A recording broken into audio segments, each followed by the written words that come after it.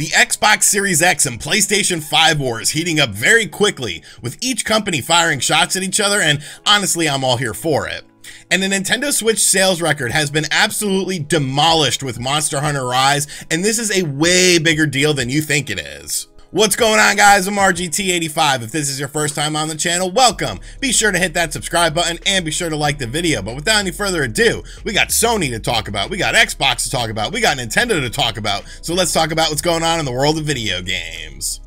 So Xbox and Sony have, of course, been entangled in a console war for many generations now, where Nintendo sort of went off the beaten path with the Nintendo Wii to sort of create their own niche. The Xbox and the PlayStation brands have always been about power and games and exclusives and things of that nature. Now, looking at the last generation of games, of course, the PlayStation 4 absolutely crushed the Xbox One in terms of sales, and it's pretty clear to see why that was the case. The Xbox vision, the Xbox brand itself was very muddled. They changed a lot of things, flip-flopped on a lot of things, and about halfway through the system's life cycle, you saw that you weren't going to get these single-player experiences that the PlayStation 4 and even Nintendo platforms were offering on the Xbox system. So they went sort of a different route, and I can understand why, because obviously they wanted to create something different with a service like Game Pass, and Game Pass was very successful for Xbox. It's been very successful for them thus far, and now that they're acquiring these studios in order to make these single-player experiences, the playing field has drastically changed. Obviously,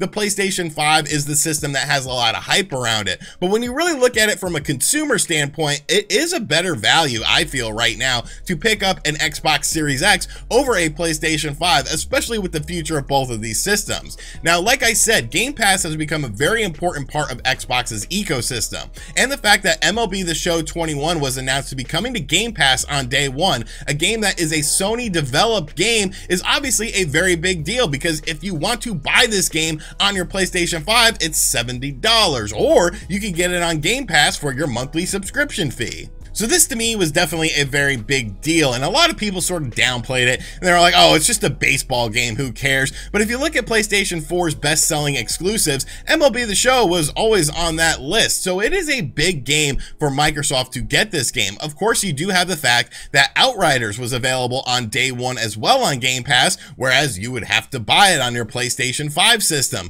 So these sorts of things are starting to really pay off for Microsoft in just changing their consumer image and really giving people a value, especially when you look at what the PlayStation 5 is doing, charging you full price for these games if you want to buy these games, which I completely understand why people would want to. Obviously, physical games are very important, but the way physical games are now, is it really that big of a difference between owning a disc where you have to download most of the stuff on it versus just getting it on a subscription service?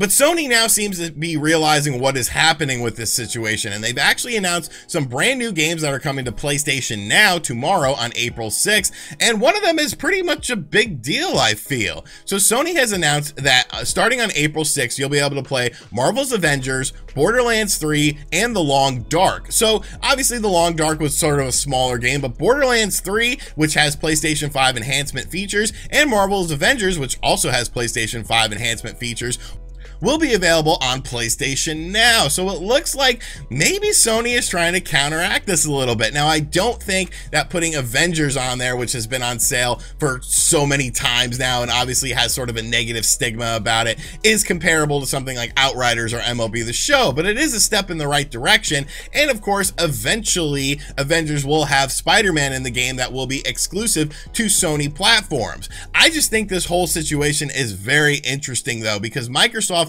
with their Game Pass service is obviously making Sony having to rethink some of these things. That confidence level that Sony had going into this generation has to go down just a little bit. Obviously your system is selling very well, but this is just that initial hype, that honeymoon phase. What's going to happen, 6 to 12 months down the road, where the Xbox is still putting out games on Game Pass, and maybe you're having a more stagnant launch cycle when it comes to your first party games? I've heard that a lot of crazy games are coming to Xbox Game Pass on day one, from third-party developers, that Microsoft is spending a lot of money. I'm not going to mention any title names because I don't want to get guys' hopes up, and you know, if it doesn't happen, everyone's like, ah, kill RGT. But if these games do come to fruition, and some of these games, even if a handful of them end up coming to Game Pass on day one, it's going to be a very interesting 2021. But I love to see this competition. I feel that when you become stagnant, you know, that's when you just become complacent. So competition between these two companies is very important, and I'm glad to see that things are heating up. I'm glad to see that Xbox is putting their foot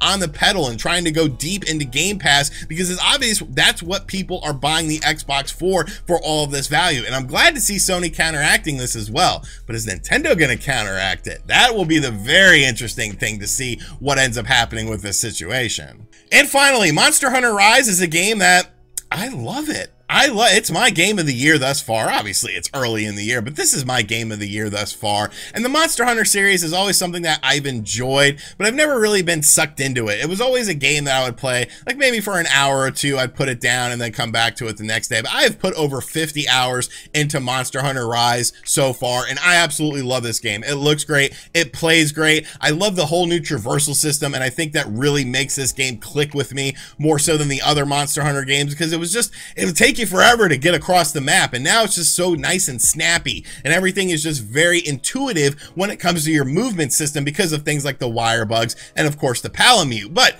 you got to look at the sales of this game, because this game is absolutely crushing it, and these are some astronomical sales that are huge for the Nintendo Switch, because we'll talk about why in a second. But Capcom announced yesterday that they have shipped 5 million units of the game since launch. 5 million, and you can say, oh, well, that's not sold, that's shipped. Let me tell you guys how this sort of works, okay? Capcom makes the game. Capcom sells the game to retailers. Retailers don't get these games for free. Retailers have to buy these games. So Capcom already has their money. In their mind, they've already sold these copies. These copies are already sold. It's not about Walmart selling the game to you. It's about Capcom selling the game to Walmart. That's where sales come into this. So technically, Capcom has sold 5 million copies of this game in what, a week and change? Like, that is absolutely ridiculous. And you could say, well, the Monster Hunter franchise is very popular in Japan, and you would be 100% correct, but this game is selling out stateside as well. It's been #1 on the Nintendo Switch eShop. It's been #1 on Amazon sales as well. So this game has taken on a life of its own. These numbers are comparable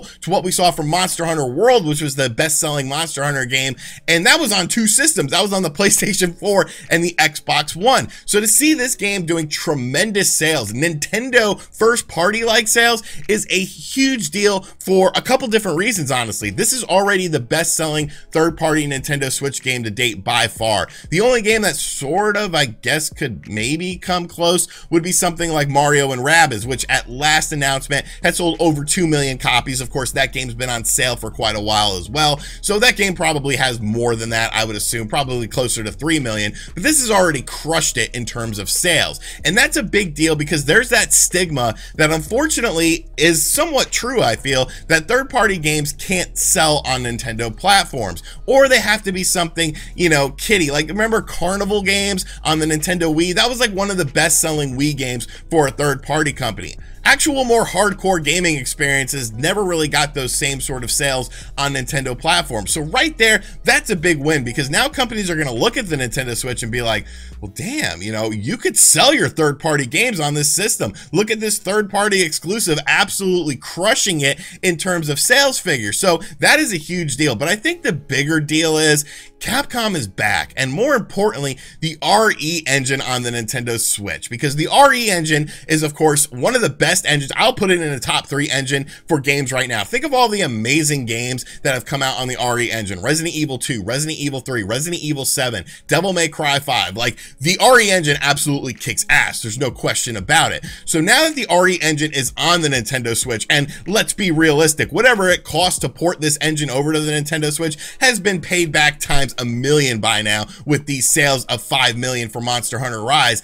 Now things get very, very interesting, because you have this power powerful engine from Capcom that already has games released on it. Like I said, Devil May Cry 5, Resident Evil 2, Resident Evil 3. Obviously, the direction that Capcom is going in the future is still utilizing the RE engine. Now you have this engine that supposedly wouldn't even be able to do anything on the Nintendo Switch running natively on the system, and now the floodgates are open. There is, of course, that rumor that Resident Evil Revelations 3 is being designed with the Nintendo Switch in mind and utilizing the RE engine, and really, that just makes me very, very excited because the RE engine is so diverse. The RE engine is capable of so much stuff, and now that you're able to utilize this same engine across all platforms, PlayStation 5, Xbox Series X, Xbox One, PlayStation 4, and now the Nintendo Switch, this is a huge game changer for third parties going forward. This shows that if you put time, effort, and care into a third-party game on the Nintendo Switch, you might could sell some copies because Monster Hunter Rise is going absolutely crazy. I wouldn't be surprised if this game ends up topping 10 million by the time we're all said and done with this, which would be just absolutely amazing. So it's a great game, but I think the sales of this game are very, very important because of things like showing Capcom, hey, put your top games on the Nintendo Switch, put your RE engine games on the Nintendo Switch, especially if there's that Nintendo Switch Pro, because then you just do an update for it. Okay, everyone calm down. It's been a little while since we've talked about the Switch Pro. I just wanted to mention it again, but obviously the future between Capcom and Nintendo is very important. Capcom has been back for a very long time, and now that the RE engine is on the Switch, and more importantly, the RE engine is selling extremely well on the Switch, I think we're going to see some very, very fun stuff in the future. Alright, so that is going to do it for today's video. I hope you guys enjoyed it. Be sure to let me know what you think of everything in the comments section down below. And as always, guys, thank you for checking out this video. If you are new to the channel, make sure you subscribe and turn on notifications. Check out other videos on the channel. Big game tonight, folks. The Knicks and the Nets battle for New York. I'm confident in the Knicks. I hope they just compete. As long as they compete, I'm a happy camper, but I kind of want to get that dub tonight. And as always, guys, I'll catch you guys on the next video. Later.